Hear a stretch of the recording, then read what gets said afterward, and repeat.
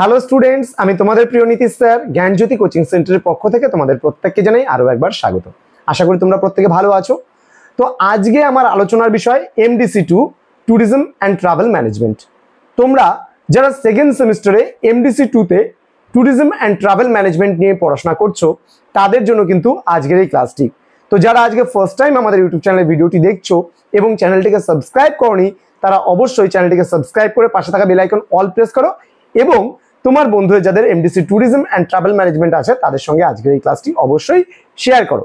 এবং তোমরা আমাদের কাছে অনলাইনে পড়তে চাইলে আমাদের ডেসক্রিপশন বক্স থেকে নাম্বার নিতে পারো এবং আমাদের সঙ্গে যোগাযোগ করতে পারো।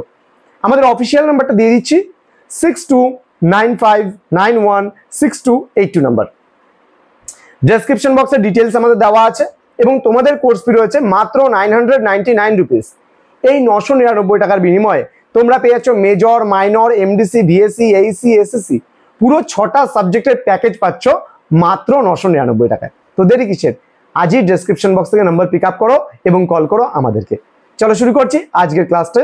তোমাদের MDC ট্যুরিজম অ্যান্ড ট্রাভেল ম্যানেজমেন্টের মধ্যে অতি গুরুত্বপূর্ণ একটি বিষয়, সেটা হলো ইন্টারন্যাশনাল ট্যুরিজম বা আন্তর্জাতিক পর্যটন। দেখো, ট্যুরিজম বলতে আমরা কি বুঝি? আমরা বুঝি সাধারণত পর্যটন। পর্যটন কি দেখবা, সাধারণত মনে করো তোমার নিজের দেশে থাকতে থাকতে আর ভালো লাগছে না। দেখবা অনেক মানুষ আছে, মানুষ কিন্তু সামাজিক প্রাণী। তো মানুষ কিন্তু সমাজে মানুষের সঙ্গে তাকে বসতি স্থাপন করতে হয়। একটা ঘরের মধ্যে যদি মানুষকে বন্ধ করে রেখে দেই তাহলে কিন্তু সে কখনোই ভালো ফিল করবে না। তাহলে এই ভালো ফিল করার জন্য তাকে ঘুরতে যেতে হয়, অর্থাৎ পর্যটনে বেরোতে হবে। এবার এই পর্যটনে বেরোতে গেলে বা ঘুরতে বেরোতে গেলে মানুষ কিন্তু কখনো দেশের মধ্যে ঘুরে বেড়ায়, কখনো বা দেশের বাইরে ঘুরে বেড়ায়। তাহলে যখন তোমার ঘোরাটা দেশের সীমা অতিক্রম করে, অর্থাৎ তুমি যেই দেশে বসবাস করছো সেই দেশের সীমা অতিক্রম করে যখন অন্য দেশে সেটা হবে, তখন কিন্তু তাকে আমরা ইন্টারন্যাশনাল ট্যুরিজম বলবো। অর্থাৎ যদি বইয়ের ভাষায় বলতে যাই, মানুষ যখন পর্যটনের উদ্দেশ্যে নিজের দেশের সীমানা অতিক্রম করে অন্য দেশে পাড়ি দেয় তখন তাকে আমরা আন্তর্জাতিক পর্যটন বলি, বা এটাকে বলা হয় ইংলিশে ইন্টারন্যাশনাল ট্যুরিজম। বোঝা গেল? সাপোজ মনে করো আমি জাপানে চলে গেলাম ঘুরতে, আমি আমেরিকা চলে গেলাম ঘুরতে ইন্ডিয়া থেকে, তাহলে এটা কি? এই ধরনের ট্যুরিজমগুলোকে আমরা বলি ইন্টারন্যাশনাল ট্যুরিজম। বলছে সাম্প্রতিককালে বিশ্বায়নের সুফলে ও আর্থিক ক্ষমতার বলে মানুষ কিন্তু অবসর যাপনের জন্য বিদেশে পৌঁছে যাচ্ছে, তাই না? মনে করো আজকে যেমন মনে করো ফ্লাইট আছে, তাহলে ফ্লাইট থাকার কারণে আমরা মুহূর্তের মধ্যে কিন্তু আমাদের দেশের সীমা অতিক্রম করে আমরা কিন্তু অন্য দেশে পৌঁছতে পারছি।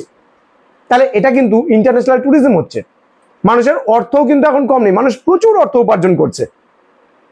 এবং যারা প্রচুর অর্থ উপার্জন করছে, বড় বড় কোম্পানি থেকে দেখা যায় তুমি সারা বছর কাজ করছো, সেই কোম্পানি থেকে তোমাকে একটা ট্যুরের টিকিট দিয়ে দিল, তুমি তোমার ফ্যামিলিকে নিয়ে ট্যুরে যেতে পারবে, তুমি ভালো কাজ দেখিয়েছো কোম্পানিতে। তাহলে এই সমস্ত ট্যুরিজমগুলো যখন দেশের সীমানা অতিক্রম করে আমি অন্য দেশে যাব তখন কিন্তু এই ধরনের ট্যুরিজমগুলো অর্থাৎ ইন্টারন্যাশনাল ট্যুরিজম হয়।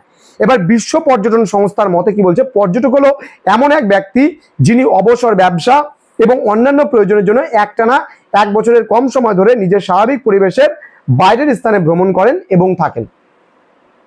মনে করো যেমন কিছুদিন আগে আমাদের সেন্টার থেকে আমরা একটা পিকনিকের আয়োজন করেছিলাম জানুয়ারি মাসে, যেখানে সমস্ত অনলাইনে টিচার যারা আমরা ক্লাস নেই, আমরা প্রত্যেকে মিলে সেই পিকনিকে আমরা একটু অবসর সময় কাটানোর জন্য একটা দিনের জন্য আমরা বেরিয়েছিলাম এবং সারাদিন ঘোরার পরে আমরা এলাম। তাহলে এটাও এক ধরনের পর্যটন, যদিও বা আমরা কিন্তু একটু রিল্যাক্স করার জন্য, একটু এই যে সারা বছর পড়াতে পড়াতে হাঁপিয়ে উঠি, তো সেই সুযোগে একটা করে সেমিস্টার পার হওয়ার পরে আমরা কিন্তু মানে আমাদের সেন্টারের টিচাররা কিন্তু আমরা একটা জায়গায় যাই। এবং এই বছর থেকে আমাদের টিচারদের জন্য কিন্তু এটা একটা প্যাকেজ থাকছে, যারা সারা বছর আমাদের অনলাইন ক্লাসের সঙ্গে যুক্ত থাকছে এবং তাদের নিয়ে কিন্তু আমরা একটা গেট টুগেদার করছি বছরের শেষে।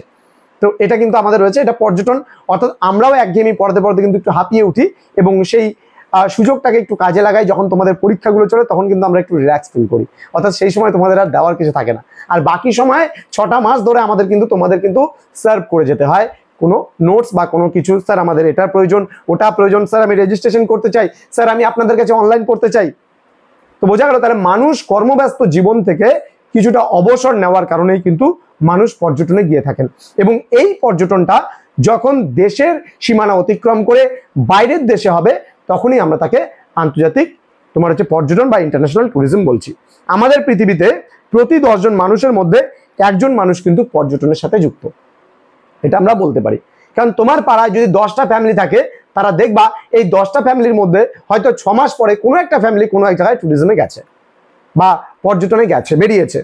তো পর্যটন ক্ষেত্রের উন্নতির জন্য বিশ্বের প্রতিটি দেশেই কিন্তু প্রচুর অর্থ বিনিয়োগ করে। যেমন আমাদের ওয়েস্ট বেঙ্গলে যদি বলি, আমরা দার্জিলিংয়ে পর্যটন কেন্দ্র গড়ে উঠেছে, সেখানে প্রচুর মানুষ যাচ্ছে, মানে অনেক হোমস্টে আছে বিভিন্ন জায়গাতে, ঠিক আছে। যেমন রিসেন্ট কিছুদিন আগে আমি ঘুরে এলাম পাম্বুধারা, সেখানে তুমি যদি কেরালায় অনেক ভালো ভালো জায়গা আছে, প্রত্যেকটা স্টেটে, আমাদের ইন্ডিয়া অল ওভার ইন্ডিয়াতে প্রত্যেকটা স্টেটে কোথাও না কোথাও কিছু না কিছু পর্যটন কেন্দ্র গড়ে উঠেছে, সেখানে পর্যটকেরা যায়, সেখানে অবসর সময় কাটায় তারা।